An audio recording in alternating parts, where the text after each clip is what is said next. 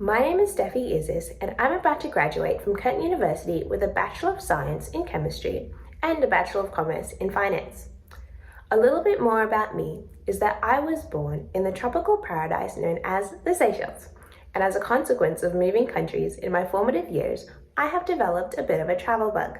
And as you can probably see from behind me, I am an avid reader and I play a wide variety of musical instruments. So in short, I'm a little bit nerdy, but also a lot of fun. So I will be trying to make this Creative Passport reflective video fun too as we reflect on my time here at Curtin. We started out in a whole other double degree when I started at Curtin. I started off with chemical engineering and chemistry. After 1 year of engineering, I decided no amount of money later was worth the torture that was chemical engineering. So I decided chemistry was my real passion and I traded the engineering for finance. Now, that's not to say I regret doing engineering. In fact, I frequently tell people that I would do the same thing again if given the chance, because it was during that year that I met my best friend and I would not have survived the next 4 years without her. Since changing over to my current course, I have done both finance and chemistry simultaneously, and have done fairly well across both degrees with a course-weighted average of 83.9%. Good job me. They have been very different experiences though.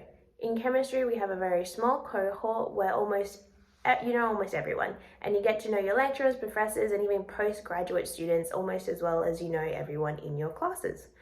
Outside of first semester, I have never really had to worry about getting to know anyone in my classes. The same cannot be said for finance and commerce, which is such a big school. I don't think I've ever had the same class with someone that I've had a class with the previous semester, at least not in the same workshop. This can mean the first class or week of semester is a little daunting, but it's made me very good at making friends quickly. But this is not me ragging on finance. I have learned so much from both of these degrees and they've both taught me invaluable employability skills. So in chemistry, it's been a lot more technical. I now have good independent research skills, whereas in finance, I've had a lot more soft skills. So communication, how to present myself and give great gaddy speeches. Now, speaking of employability skills, at the start of semester, I took the employability self-assessment test and received these results.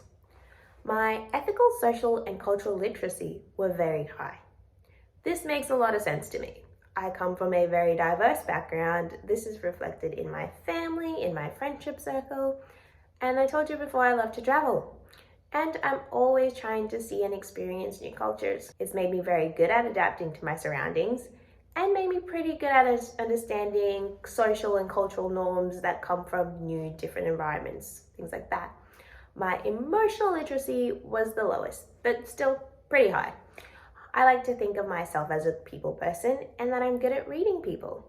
I am always the friend or family member that people come to in times of need for just advice or a laugh. To be honest, most of my scores were high. And while I'm definitely not perfect, I do, or at least I like to think that I do, have a good understanding of others and myself. I am my harshest critic, but I also know what I'm capable of. I think this is reflected in my self-assessment. That, or I'm way too self-confident. From taking the employability self-assessment at the start of semester, and then again now, my results have stayed relatively the same, which I would honestly expect. My occupational literacy went up and my emotional literacy went up slightly. My occupational literacy increasing makes sense. I have recently finished the last of my undergrad assignments for chemistry, and I have made solid decisions about the path I want to take in my career.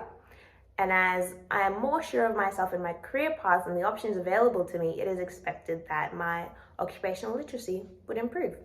Having taken part in this unit this semester, I have gained a lot more of an understanding of who I am as a person and what I want, even if it's solely for the amount of reflecting I've had to do this semester.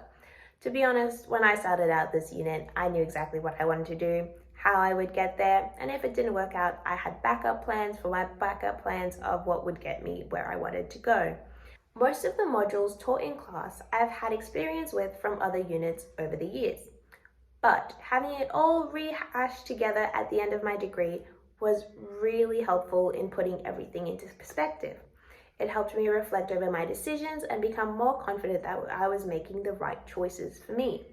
I also got to practice my public speaking and my Gaddy pitch, which I actually used just earlier this week at my poster presentation. I had to present my research to different members of the chemistry faculty and students, and I will be taking the skills and lessons covered in this unit with me as I continue on to the next chapter. Now, earlier when I told you I was studying both chemistry and finance, you probably had the same thought I've heard about 100 times in the past 4 years. That's an interesting combination. What are you going to do with that? Well, careers you can get into with that combination of degrees is, running a chemistry lab, doing research and development where you have to manage your own funds while pursuing research, or running a drug ring. But I, as ambitious as I am, want to become a forensic scientist. But that's the future.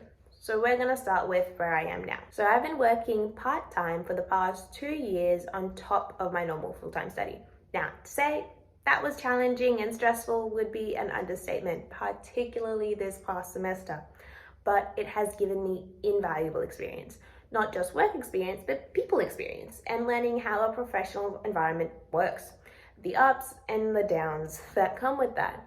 So, over the past semester, I have come to the decision that I will be continuing my studies next year. I have already put in my application to start my honours dissertation in 2023. My current plan is to do my honours, and then mid-year next year I will decide if I want to continue with a master's or a PhD, or if I want to actually start my career in forensics in industry. But that doesn't mean I'll stop working in the meantime. I have applied for vacation work programs over the summer break where I can hopefully develop my more technical skills, which will not only be useful for me in the future when applying for work and things like that, but also with my future studies. All this talk about future work and future studies has got me thinking about my future self. I have so many things that I want to ask my future self, but it was quite hard to think of things to say. When I was making up my Odyssey plan in class, it was so easy to come up with things that I would do or different options for my career if this and that went wrong, because I'd thought about it 1,000 times, but I really struggled to think up personal goals. Mainly because my career and academic goals are kind of personal goals to me. I love learning and research, and I've never seriously regretted this path, except for the times I wished I became a librarian instead. But when I got home and I looked around my apartment and I could see so many things that I loved and enjoyed to do, I did end up thinking of some future goals for myself. So, dear future self, I have some future goals for us. First, we will go to a BTS concert in 2025 when they reunite. We need a house with a library. And if we do a PhD and we're broke, a wall of books should be okay. I've gotten you like a third of the way started. Okay. But on a more serious note, I hope you, my future self, are living your life without regrets. That even if things didn't turn out the way I planned, you made the best decision for what would make you happiest.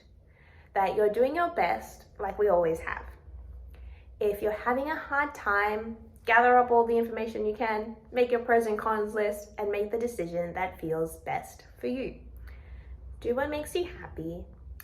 I will be so happy if in 5 years, no matter what we're doing it with a smile. Since I started out at Curtin 5 years ago now, so much has changed for me. I've changed degrees, I've gotten a job, I became president of a club, I've finished 2 degrees, and now I'm preparing for postgraduate studies. I've learned so much during my time here at Curtin, and it's prepared me to take the next step towards my future. I think if my life was a library, that my Curtin experience is by far one of my favorite books. But I also think it's time we start a new one. So thank you and goodbye for now. because you know what they say, we always have to come back to a good book.